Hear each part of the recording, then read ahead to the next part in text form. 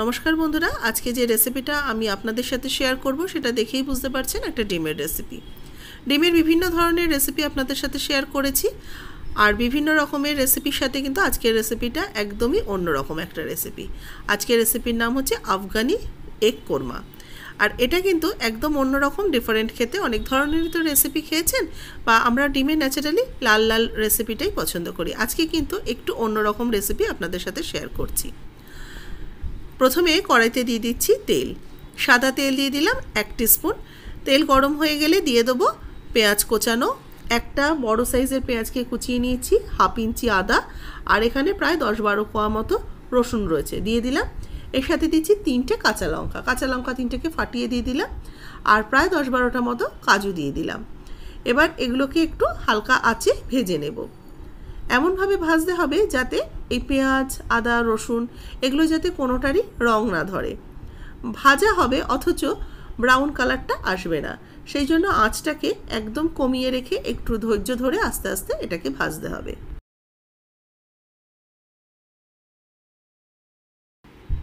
পেঁয়াজ, আদা, রসুন যখন বেশ একটু নরম হয়ে যাবে তখন এর মধ্যে দিয়ে দেবো একটু ধনেপাতা। ধনেপাতা প্রায় এখানে 1 মুঠো মতো নিয়েছি। ধনেপাতাগুলোকে একদম, ধনেপাতার কিন্তু গাছটাই পুরোটা, গোড়াটা শুধু বাদ দিয়ে ধনেপাতার ডাঁটিগুলোও কিন্তু রয়েছে, সেটাকে আমি একটু হাত দিয়ে ছিঁড়ে ছিঁড়ে এর মধ্যে দিয়ে দিলাম।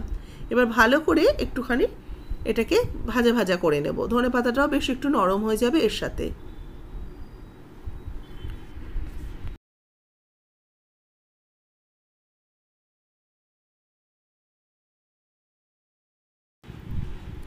মিনিট 5 আমি এগুলোকে ভেজে নিয়েছি একদম লো আছে। দেখুন এটা হয়ে গেছে, কোনো রকম কিন্তু কালার আসেনি, দেখেই বুঝতে পারছেন। এবার এটাকে আমি একটা প্লেটের মধ্যে প্লেট আউট করে নিলাম একটু ঠান্ডা হওয়ার জন্য। এটাকে আমি একটু পেঁয়াজটাকে একটু ঠান্ডা করে নেব। যতক্ষণ না ঠান্ডা হচ্ছে ততক্ষণ এটা মিক্সিতে পেস্ট করা যাবে না। এখানে নিয়েছি ডিম, সেদ্ধ করে নেওয়া ডিম। ডিমগুলোকে একটু গায়ের মধ্যে চিড়ে নিচ্ছি। আমি একটা সাইডে কয়েকটা কাট দিয়ে চিড়ে নিচ্ছি, যাতে ডিমের মধ্যে বিভিন্ন রকম যে মশলাগুলো পড়বে তার যাতে ফ্লেভারটা চলে আসে।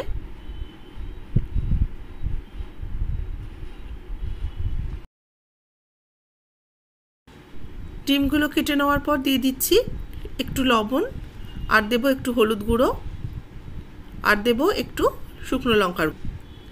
এবার লবণ, হলুদ আর শুকনো লঙ্কার গুঁড়ো ডিমের মধ্যে ভালো করে মাখিয়ে নেব।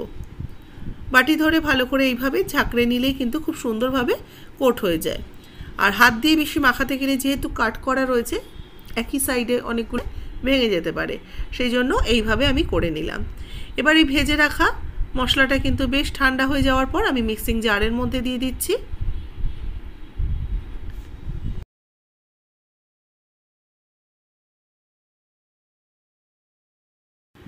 এবার একটু জল দিয়ে এটাকে একটা পেস্ট বানিয়ে নেব।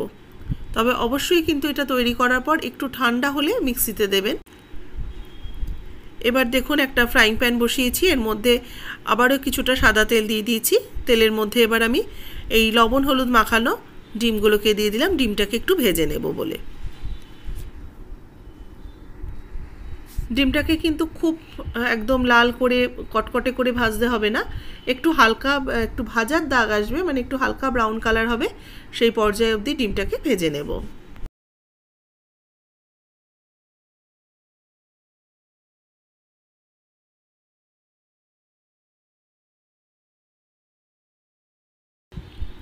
আঁচ লো রেখে ডিমগুলোকে ভেজে নিয়েছি। ডিমগুলো মোটামুটি ভাজা হয়ে গেছে। এবার এই ডিমগুলোকে আমি উঠিয়ে রেখে দিচ্ছি।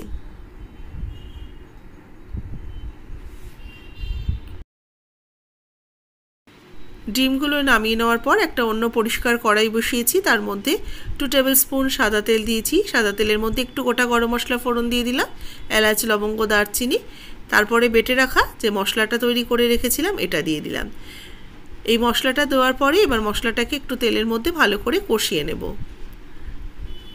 ধনেপাতা দেওয়ার কারণে একটা খুব সুন্দর আইসোদিন একটা গ্রিন কালার এসছে, যেটা কিন্তু সচরাচর অন্য কোনো রেসিপিতে, ডিমের কোনো রেসিপিতে কিন্তু দেখা যায় না।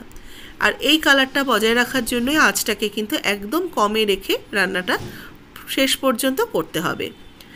আস্তে আস্তে আমি এটাকে বেশ সুন্দর একটা ভাবে কষাবো। একটুখানি স্বাদ মতো লবণ আর সামান্য একটু চিনি অ্যাড করব। লবণ আর চিনিটা দিয়ে আবারও কিছুক্ষণ কষাবো, অবশ্যই কিন্তু আঁচ কম রেখে, কারণ এটা যেন একদম বেশি ভাজা না হয়ে যায়।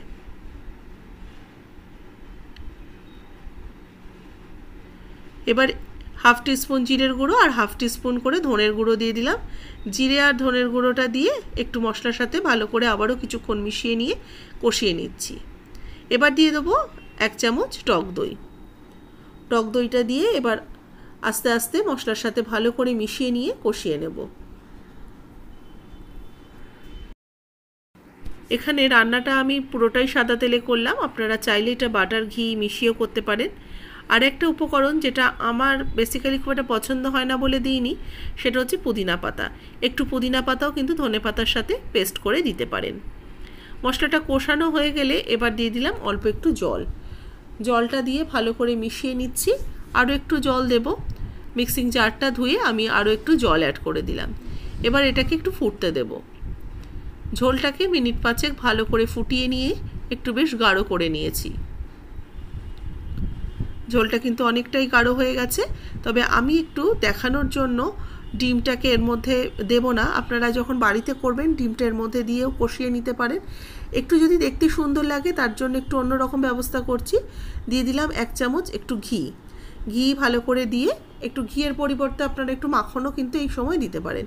এবার গ্রেভিটাকে আমি নামিয়ে নেব। গ্রেভিটাকে নামিয়ে নিলাম একটা প্লেটের মধ্যে। এবার গ্রেভিটার ওপর থেকে আমি ডিমগুলোকে সাজিয়ে দেব।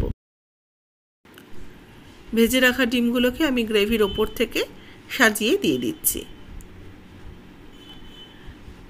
এবার এটাও এরকমভাবেও আপনারা কিন্তু সার্ভ করতে পারেন। এটা দেখতেও বেশ ভালো লাগে। যখন দেবেন তখন একটু করে গ্রেভি আর একটু করে ডিম দিয়ে দিতে পারেন।